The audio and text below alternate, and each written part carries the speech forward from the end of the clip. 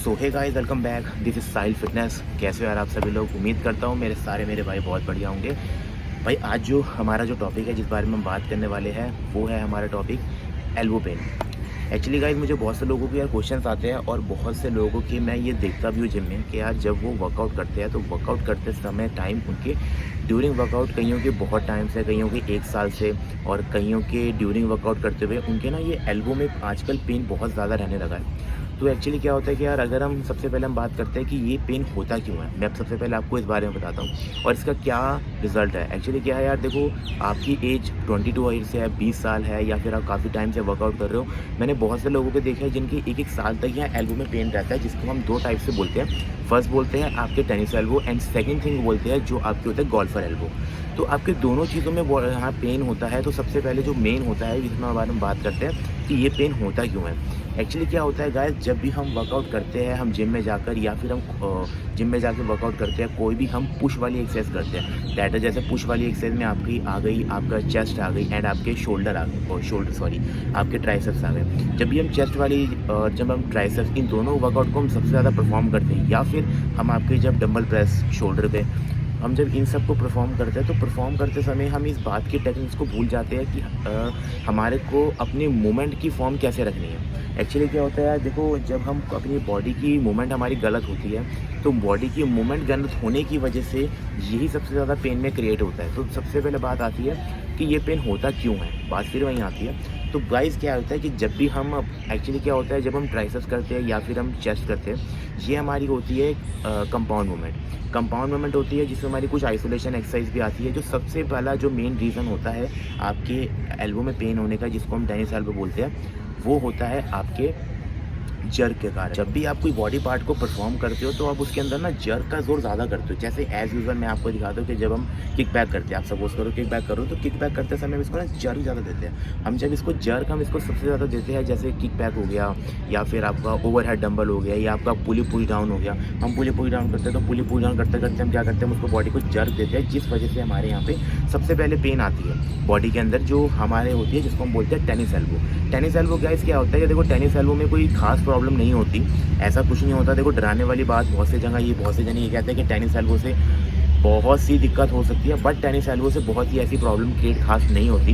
क्योंकि देखो एक एनाटॉमी ऑफ साइंस आपको ये कहती है कि टेनिस एल्बो एक ऐसी चीज़ होती है कि टेनिस एल्बो में आपके पेन होता है, बट इसको अगर आप लॉन्ग टाइम तक करते रहो, उसी मिस्टेक्स को आप लॉन्ग टाइम तक करते रहो और वही पेन आपकी लॉन्ग टाइम तक होती रहे, तो वो कहीं ना कहीं आपकी बॉडी में बहुत ज़्यादा प्रॉब्लम क्रिएट करनी चालू कर देती है। तो टेनिस एल्बो की जो मेन खास प्रॉब्लम देखी जाती है वो यही देखी जाती है। बात ये आती है कि आपको इसके अंदर मूवमेंट आपको कैसे रखना है। सबसे पहली बात गाइस, देखो जब भी आप अपना पुश की एक्सरसाइज करते हो, जैसे आप चेस्ट करते हो या फिर आप ट्राइसेप्स करते हो, आपको इन दोनों बॉडी पार्ट्स के अंदर इस बात का सबसे ज़्यादा ध्यान रखना है कि जब भी आप इन दोनों बॉडी पार्ट को आप परफॉर्म करोगे, आप उसके अंदर आइसोलेशन मूवमेंट का फिलहाल अभी मूवमेंट कम रखोगे। अगर आपके टेनिस एल्बो में पेन होता है, मतलब आपके यहाँ पे जॉइंट्स में पेन होता है, आपके यहाँ पे पेन होता है, जब भी आप स्कल क्रशर करते हो आपके पेन होता होगा, आप पुली डाउन करते हो कि पेन होता होगा। इनफैक्ट कईयों के चेस्ट में पेन हो जाता है, मतलब चेस्ट जब आप बेंच प्रेस करते हो। तो आपको इन चीज़ों का ध्यान रखना है कि आपको सबसे पहली बात, आपको आइसोलेशन मूवमेंट्स को थोड़ा सा लिमिटेड रखना है। क्योंकि एक्चुअली क्या होता है कि देखो ट्राइसेप्स के अंदर हमारे 3 हेड्स होते हैं, एक होते हैं इनर, आउटर, एक लॉन्ग। तो हमारे 3 हेड्स होते हैं, हमारे को तीनों हेड्स को ट्रेन करना ज़रूरी होता है। बट अगर आपके टेनिस एल्बो के अंदर बॉडी में पेन होती है, क्योंकि गाइस देखो एक्चुअली यार मैं कितने लोगों को जिम्स में देखता हूँ, मैं जिम्स में वर्कआउट करने भी जाता हूँ, कराने भी जाता हूँ, तो मैं बहुत से लोगों को देखता हूँ, किसी की 20 ईयर्स है, किसी की 22 ईयर्स है, कोई 40 ईयर्स का है, जो पुराने टाइम से वर्कआउट करते आ रहा है। तो उनके टेनिस एल्बो की प्रॉब्लम मैंने बहुत ज़्यादा बॉडी में देखी है। उनके टेनिस एल्बो की प्रॉब्लम क्या होती है यार, कि उनके ना यहाँ पेन होना बहुत ज़्यादा एक हो जाता है, बट उनको नहीं पता होता कि मुझे क्या करना है। तो सबसे पहली ऑफ थिंग कि आपको अपनी कंपाउंड मूवमेंट को आपको ज़्यादा रखना है, आपको आइसोलेशन मूवमेंट को कम रखना है अगर आपके पेन होता है। और आपको एक चीज़ का खास ध्यान रखना है कि आपको जब भी आप कंपाउंड मूवमेंट में आप पुश की एक्सरसाइज करें, तो पुश की एक्सरसाइज के अंदर आपको फ़िलहाल 10 से 15 दिन तक आपको लाइट वेट ट्रेनिंग करनी है, आपको उस पार्ट की हैवी वेट ट्रेनिंग नहीं करनी। अगर आप करना ही चाहते हैं तो आप उसके अंदर हल्के वेट से आप रेपिटेशंस की काउंटिंग आप ज़्यादा कर सकते हैं, रेपिटेशंस आप ज़्यादा निकाल सकते हैं, नंबर ऑफ सेट ज़्यादा निकाल सकते हैं, नंबर ऑफ रेप्स आप ज़्यादा निकाल सकते हैं। इन दोनों चीज़ों का आप यूज़ ज़्यादा ही कर सकते हैं अगर आपके टेनिस एल्बो में पेन होता है। ठीक है। एंड सेकंड थिंग, अगर आपको जो आपको करना है कि आपको कुछ टाइम के लिए मैक्स टू मैक्स, जैसे कि आपको पुश की है, मतलब पुश वाला काम मतलब कि कोई भी ऐसा काम जिसमें आपको प्रोनेशन ग्रिप, क्योंकि एक्चुअली क्या होता है कि देखो ये होती है हमारी सुपाइन ग्रिप, ये होती है हमारी प्रोन ग्रिप। तो जो प्रोन ग्रिप में आपको जो भी है कि प्रोन ग्रिप में आपका कोई भी काम होता है, आपका घर का काम होता है या फिर आपका इनफैक्ट आपका बाहर का काम होता है, तो आपको प्रोन ग्रिप वाली चीज़ों को आपको कम से कम यूज़ करना है। आपको कुछ टाइम के लिए उस मोमेंट्स को अवॉइड करना है। अगर आपको टेनिस एल्बो की प्रॉब्लम होती है, आपके पेन होता है तो ठीक है। थर्ड ऑफ थिंग कि आपको एक बॉडी के अंदर वीक में कम से कम 4 दिन आपको एक सुबह और एक शाम को आपको राइस थेरेपी लेनी है। राइस थेरेपी एक्चुअली गाइस होता क्या है, राइस थेरेपी होता है एक फॉर्म होती है जिसको हम बोलते हैं resting, icing, elevation, compression. Actually क्या होता है कि राइस थेरेपी एक ऐसी होती है कि राइस थेरेपी के अंदर आप उस मोमेंट उस चीज़ को जहाँ पे आपके पेन होता है, आप उसको एक रिहैब कर सकते हो, लेकिन उस रिहैब में आपको वीक में 4 दिन मिनिमम लेना ही लेना है। ये मैटर करता है कि आपको टेनिस एल्बो कितने टाइम से पुरानी है। देखो एक्चुअली क्या होता है गाइस, आपको जब भी टेनिस एल्बो की प्रॉब्लम होती है तो टेनिस एल्बो की प्रॉब्लम में ये चीज़ लाजमी है कि आपको बहुत सी चीज़ों में मूवमेंट में दिक्कत होती है। एक्चुअली सबसे उसमें लोगों को शेक हैंड करने में दिक्कत होती है। बहुत से लोगों की इतना टाइम से पेन होती है लेकिन उनको पता नहीं होता। वो उनका क्या होता है कि जब वो किसी से शेक हैंड करेंगे तो भी पेन होगी, जैसे गेट का डोर खोलेंगे तब पेन होगी। तो इन सब चीज़ों में उनको ज़्यादा प्रॉब्लम फेस करना पड़ता है। उसके बाद भी लेकिन उनको नहीं पता होता कि मुझे कौन सी मूवमेंट किस तरीके से मूवमेंट रखनी है, मुझे कौन सी मूवमेंट करनी है। लेकिन वो जो भी मूवमेंट का वर्क करते हैं उसके बाद भी उनकी पेन सबसे ज़्यादा बढ़ना चालू हो जाता है। तो आपको ये कुछ चीज़ों का खास ध्यान रखना है। आपको राइस थेरेपी लेनी है। सेकेंड ऑफ थिंग कि आपको कोई भी एक्सरसाइज को आपको जर्क नहीं करना है। जर्क इन द सेंस मतलब कि अब आप सपोज करो कि अब आप मैं ओवरहेड एक्सटेंशन कर रहा हूँ, मैं ओवरहेड एक्सटेंशन कर रहा हूँ, तो मैं ओवरहेड एक्सटेंशन करते समय मैं इसको जर्क करता हूँ। जाकर और वो जर्क हम तभी करते हैं जब आप वेट थोड़ा सा हैवी लिफ्ट करते हैं। अगर मैं सही हूँ तो मुझे बताना। अगर हम हैवी वेट लिफ्ट कर रहे हैं, आपको पता है आपकी कैपेसिटी 25 kg तक है, 30 kg तक भी होगी, कहीं की 40 kg तक भी होगी according to be the strength. But क्या होता है यार, देखो एक्चुअली क्या होता है, जब हम थोड़ा सा वेट हैवी लिफ्ट करते हैं, हम अकॉर्डिंगली सोचते हैं कई बार कि हम वेट को थोड़ा सा हम हैवी लिफ्ट करें। जब हम वेट को थोड़ा सा हैवी लिफ्ट करते हैं तो हैवी लिफ्ट करते समय हम इस चीज़ को थोड़ा सा भूल जाते हैं कि हमारे को उसके अंदर मूवमेंट को स्लो रखना है या फिर हमारे को किसी की हेल्प की सपोर्ट की ज़रूरत है।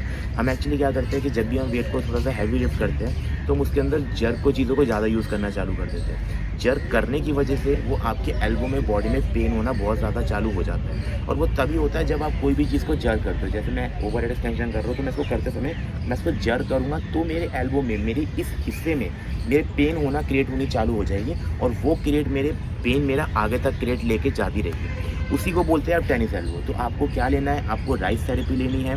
Second of thing, rice therapy मैंने आपको बताया रेस्टिंग, आइसिंग, एलिवेशन, कंप्रेशन। आपको रेस्ट करना है, वहाँ पे आइसिंग करनी है। कंप्रेशन मतलब कि जब भी आप वर्कआउट करते हैं आप उधर एक बैंड जो आपका एल्बो बैंड होता है आप वो बांध के वर्कआउट करें कुछ दिनों के लिए।